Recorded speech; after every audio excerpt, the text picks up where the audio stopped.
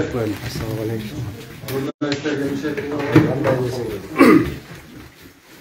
Эми ал жакта деле 30% кылмышкер болсо, калган пайызы ушундай эле кедейген бакал элдин балдары отурат аякта делечи. Макул болгондон кийин элдин ичинде жүрө беребизго деген ойдомун. Бир айтар элем, кандай десем, врачтардан, мугалимдерден эң көп айлык алган судьялар сотто. Мындайча айтканда, бизди соттогонда өкмөт даяп пособие албаган биздин балдарыбызды соттоп атат го дейм. Сөзүмдүн аягы эмне дейм? Мен аяктан эчтеке жоготкон жокмун. Кайра эле бир туугандарды таптым.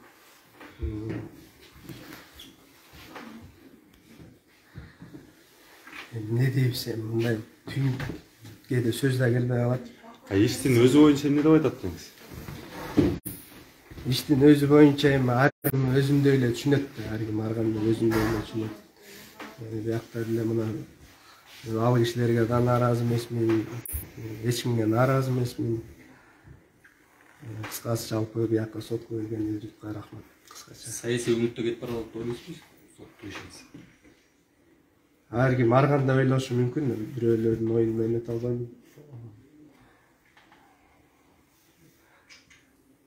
Жеке өзүңүз. Жеке өзүм айта албайм. Биз эми акын киши, акындын кудайы эл да. Рахмат.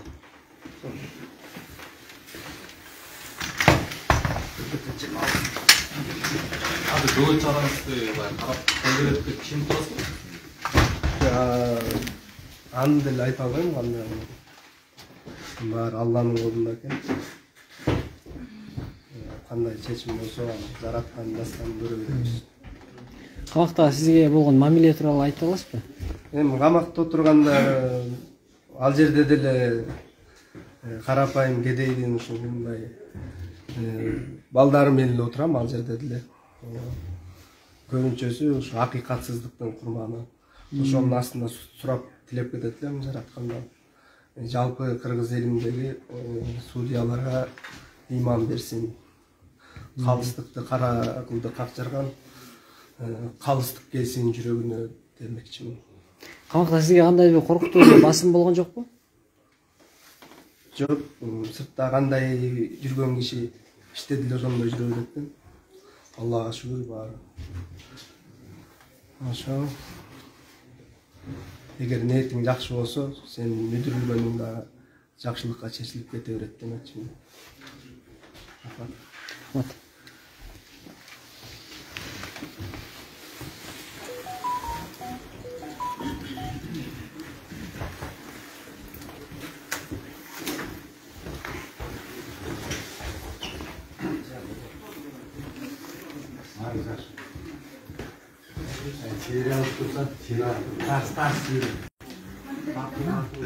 Кату эле.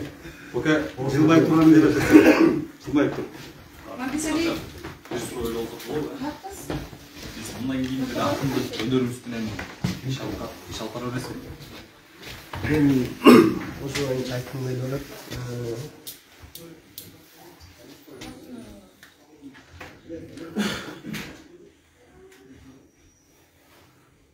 Атамды багамга айткам.